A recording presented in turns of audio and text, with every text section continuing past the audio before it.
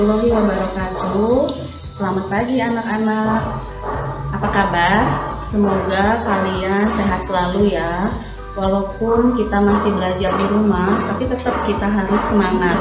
Semoga dalam waktu dekat ini kita akan segera melakukan tatap muka.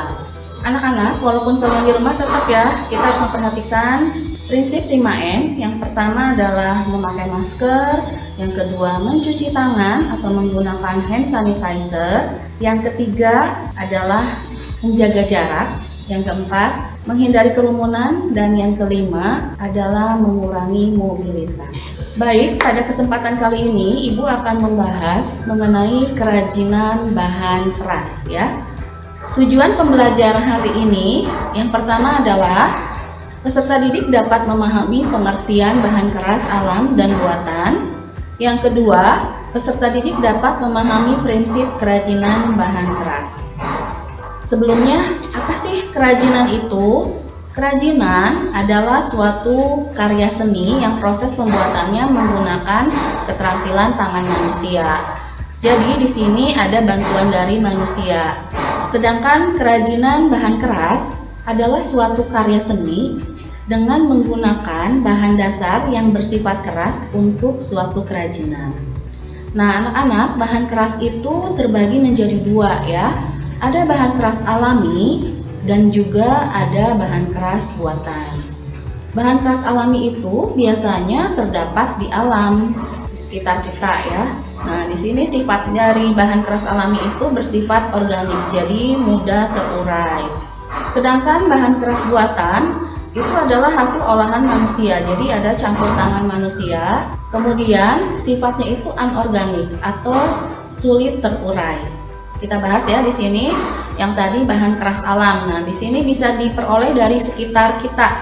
Bisa itu di hutan, bisa dari hasil bumi, hasil perairan. Nah, bahan keras ini memiliki sifat pejal. Pejal itu padat ya, solid, kuat, dan tidak mudah dibentuk. Jadi untuk menghasilkan kerajinannya harus ada campur tangan manusia. Contohnya bahan keras bersifat alam itu yang pertama adalah kayu. Nah, jenis-jenis kayu yang biasa digunakan itu ada kayu mahoni, pinus, kemudian ada jati, ada kayu nangka, kayu rami, kayu albasia, kayu kamper, kayu meranti ya, masih banyak. Kemudian ada bambu dan juga ada rotan ya. Selanjutnya adalah bahan keras buatan. Nah, bahan keras buatan ini adalah bahan untuk karya kerajinan yang diolah dan dicampur dengan cara tertentu ya, sehingga hasilnya menjadi keras dan memiliki sifat yang kuat serta tahan lama. Bahan keras buatan di sini ada contohnya itu dari kaca serta dari logam ya. Ini adalah contoh hasil kerajinan dari bahan alami. Ada dari kayu itu berupa mainan ya, dari batu itu nanti hasilnya cobek atau bisa pot juga.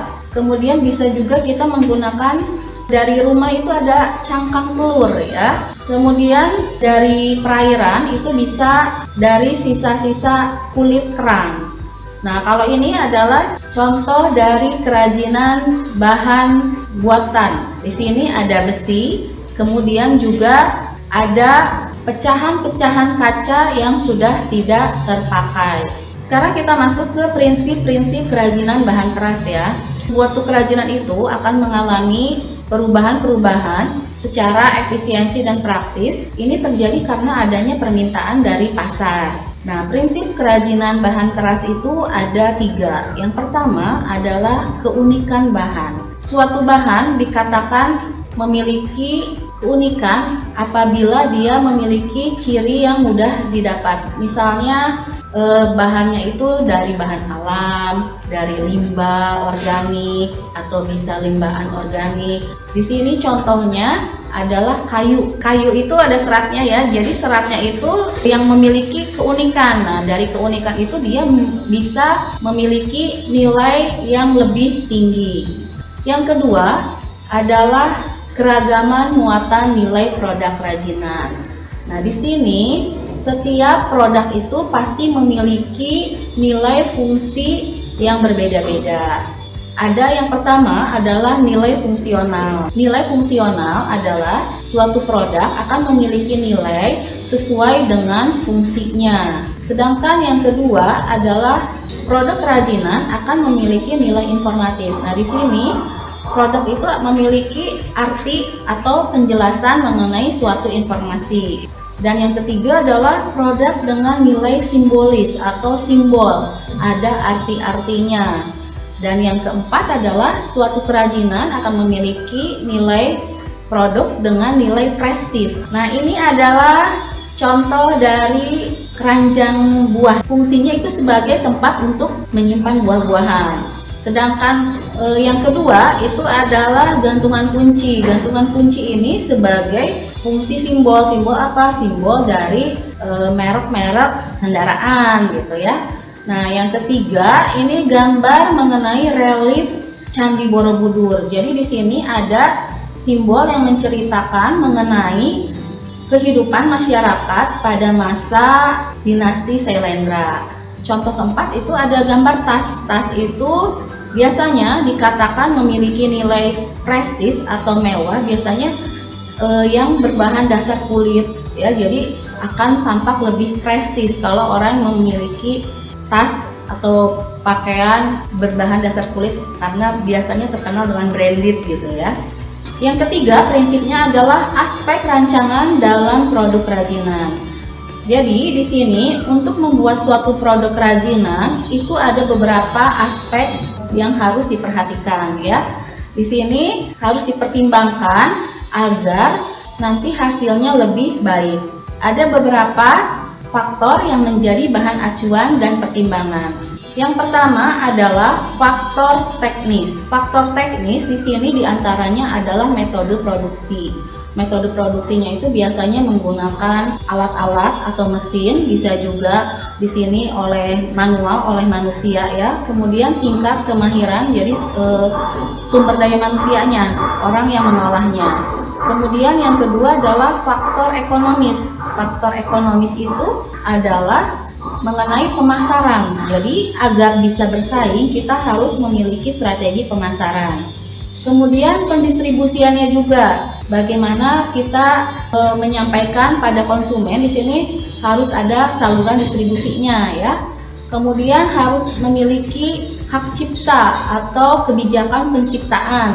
Yang keempat yaitu ada nilai jual dan keberadaan suku cadang. Jadi di sini harus ada bahan penggantinya. Dan yang kelima, faktor ekonomi itu harus memiliki selera produk. Nah, jadi kita harus, masyarakat itu maunya produk apa nih sekarang, lagi booming produk apa, seperti itu ya. Faktor yang ketiga adalah faktor ergonomis. Faktor ergonomis itu terdiri dari kenyamanan, keamanan, kesesuaian, serta kepraktisan. Faktor yang keempat adalah faktor sains dan teknologi. Di sini agar kerajinan menjadi lebih modern bisa menggunakan unsur temuan baru atau inovasi serta modifikasi ya, sehingga selalu mengikuti perkembangan sesuai dengan kemajuan teknologi. Yang kelima adalah faktor estetika seni ya. Di sini menampilkan bentuk keindahan, memiliki daya pikat, kemudian harus serasi, kemudian kerajinannya harus detail ya sampai ke pewarnaan, perupaan. Kemudian ada kesan yang ditampilkan itu apa. Yang keenam adalah faktor kondisi lingkungan. Di sini memperhatikan nilai budaya yang ada di lingkungan serta kondisi dari lingkungan atau wilayah setempat. Terima kasih anak-anak sudah mengikuti pembelajaran hari ini. Tetap kalian menjaga prokes dan salam sehat. Assalamualaikum warahmatullahi wabarakatuh.